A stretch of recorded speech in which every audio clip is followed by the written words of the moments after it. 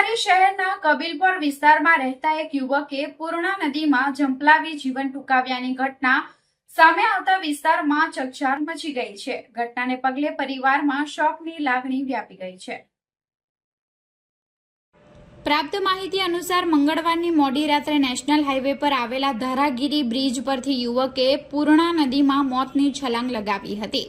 મૃતક યુવકની ઓળખ પાર્થ ઉર્ફે પ્રજ્ઞેશ ગૌતમભાઈ પટેલ તરીકે થઈ છે, જે છેલ્લા 8 વર્ષથી કબીલપોર વિસ્તારમાં પરિવાર સાથે રહેતો હતો। ઘટનાની જાણ થતાં જ નવસારી ફાયર વિભાગની ટીમ તાત્કાલિક સ્થળ પર પહોંચી હતી અને નદીમાં યુવકની શોધખોળ શરૂ કરી હતી।